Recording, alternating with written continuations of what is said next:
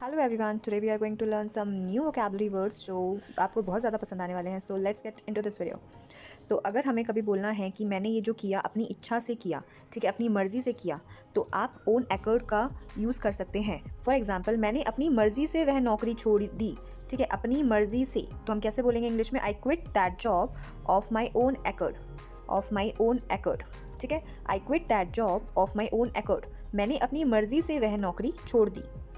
Let's move to next. आपको किसी से बुलवाना होता है कुछ, तो आप उसके लिए क्या वर्ड्स यूज़ करते हैं? बुलवाने के लिए आप यूज़ करते हैं मेक हर या फिर मेक हिम से, ठीक है, अगर आपको बुलवाना है. फॉर एग्जाम्पल, मैं उससे बंदूक की नोक पर हाँ बुलवा दूंगी, ठीक है, तो हम इसे क्या बोलेंगे? आई विल मेक हर से yes. I will make her से, बुलवाना, ठीक है, बुलवाना.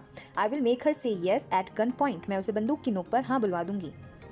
Let's move to next. अब जैसे होता है ना हिसाब बराबर करना, ठीक है. फॉर एग्जाम्पल, मुझे भी उसके साथ अपना हिसाब बराबर करना है, तो हिसाब बराबर करने को आप इंग्लिश में कैसे बोलेंगे? सेटल स्कोर्स आप वर्ड यूज़ कर सकते हैं या फिर सेटल अकाउंट्स आप वर्ड्स यूज़ कर सकते हैं. फॉर एग्जाम्पल, जैसे मैंने अभी आपको हिंदी में बताया कि मुझे भी उसके साथ अपना हिसाब बराबर करना है, तो इसे इंग्लिश में कैसे बोलेंगे? Even I have to settle scores with him, या फिर even I have to settle accounts with him. Even मैंने क्यों लगाया? भी को दर्शाने के लिए. क्यों? भी को दर्शाने के लिए. Even I have to settle scores with him, मुझे भी उसके साथ अपना हिसाब बराबर करना है. Let's move to next. जैसे हम बोलते हैं ना, दूर कहीं ऐसा सुनाई दिया, ठीक है, दूर कहीं से ऐसी आवाज़ आई, तो दूर कहीं को आप इंग्लिश में कैसे बोलेंगे? दूर कहीं को बोलने के लिए आप फार ऑफ समवेयर का यूज़ करेंगे, ठीक है. Far off somewhere, far off somewhere. For example, दूर कहीं घंटी बजने लगी, कहीं दूर से हमें आवाज़ आई कि भैया घंटी बजने लगी, तो हम उसे कैसे बोलेंगे इंग्लिश में? A bell started ringing far off somewhere. A bell started ringing far off somewhere. दूर कहीं घंटी बजने लगी. Let's move to next. हम जैसे वर्ड यूज़ करते हैं ना, ऊपर से. यार ऊपर से पता नहीं है कहाँ गिरा, कहाँ से गिरा पता नहीं, ऊपर से. तो ऊपर से को आप क्या बोलेंगे? फ्रॉम अबव, ठीक है. This is very common, I don't need to explain in detail. तो जैसे फॉर एग्जाम्पल, मंदिर में ऊपर से एक फूल गिरा, ऊपर से हम क्या बोलेंगे? A flower fell from above in the temple, ठीक है. A flower fell from above in the temple. मंदिर में ऊपर से एक फूल गिरा. Let's move to next. This is also a simple one. So हम जैसे बोलते हैं ना कि सबसे पहले तो, ठीक है, तो सबसे पहले को आप क्या बोल सकते हैं? फर्स्टली यूज़ कर सकते हैं आप. फॉर एग्जाम्पल, पहले तो उसने मेरा अपमान करने की कोशिश की और अब वह मेरी छवि को ख़राब कर रही है, ठीक है. तो हम बोलेंगे पहले तो उसने ऐसा करने की कोशिश की, अब वो ऐसा करिए. तो पहले तो आप क्या बोलेंगे? फर्स्टली, ठीक है. Firstly she tried to insult me and now she is disgracing my image. तो इमेज खराब करने की कोशिश कर रहा है कोई, तो उसको आप कैसे इंग्लिश में बोल सकते हैं? डिसग्रेस. डिसग्रेस वर्ड यूज़ कर सकते हैं. So I hope you like this word. So let's move to next. अब आपने राइट अवे वर्ड बहुत यूज़ किया होगा या फिर आपने सुना ज़रूर होगा, तो इसका एग्जैक्ट मीनिंग आपको पता है क्या होता है? इसका एग्जैक्ट मीनिंग होता है बिल्कुल अभी, तुरंत, ठीक है. फॉर एग्जाम्पल, मैं इस काम को तुरंत करने के लिए तैयार हूँ, ठीक है, मैं इस काम को तुरंत करने के लिए तैयार हूँ. तो हम बोलेंगे I am ready to do this work right away.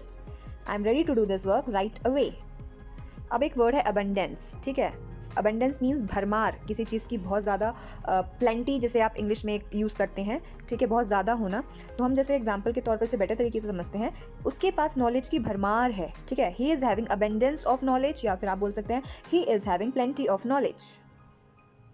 Let's move to next. And this is a very cute word, और मतलब बहुत आपको पसंद आने वाला है. अगर जैसे हम बोलते हैं ना कि आज तो मैं ऐसा करने वाला हूँ कि आज सारी कसर पूरी कर दूंगा, ठीक है, तो कसर पूरी करने को आप इंग्लिश में कैसे बोलेंगे? आप मेकअप का यूज़ करेंगे. ये कोई वैसा मेकअप नहीं है जो गर्ल्स यूज़ करती हैं, ठीक है. ये मेकअप मीन्स कसर पूरी करना. फॉर एग्जाम्पल, मैं अपना जन्मदिन इतनी अच्छी तरह से मनाना चाहता हूँ कि मैं अपने पिछले सभी जन्मदिनों की भरपाई कर सकूँ जो मैंने नहीं मनाया, ठीक है. तो कसर पूरी करना, भरपाई करना, ठीक है, it's the same thing. So इसको इंग्लिश में क्या बोलेंगे? I want to celebrate my birthday so well that I can make up, ठीक है, I can make up for all my previous birthdays which I didn't celebrate. Again, I want to celebrate my birthday so well that I can make up for all my previous birthdays which I didn't celebrate. ठीक है, मैं इतनी अच्छी तरीके से अपना आज का बर्थडे बनाना चाहता हूँ कि मेरे पिछले सारे बर्थडे जो मैंने मिस किए हैं उसकी भरपाई हो पाए, ठीक है, उसकी कसर पूरी हो जाए. So let's move to next. आपको एक वर्ड जो है सुना होगा आपने, बेसहारा, ठीक है. तो इसको वैसे तो हम पुअर वर्ड यूज़ करते हैं, बट बेसहारा का एक एग्जैक्ट इंग्लिश में वर्ड होता है, and that word is destitute. क्या बोलेंगे? डेस्टिट्यूट, या फिर वेरी पुअर, ठीक है, डेस्टिट्यूट. फॉर एग्जाम्पल, हमें बेसहारा लोगों की मदद करनी चाहिए, तो हम बोलेंगे we should extend help to destitute people. अगर आप पीपल ना भी यूज़ करें ना, सिर्फ डेस्टिट्यूट ही बोलें तो भी ये अंडरस्टूड है. ठीक है, तो भी चलेगा। तो मैंने क्या बताया, हमें बेसहारा लोगों की मदद करनी चाहिए। We should extend help to destitute people. So I hope you like all the words and the sentences I taught in this video. So okay, like this video. Bye bye. Take care.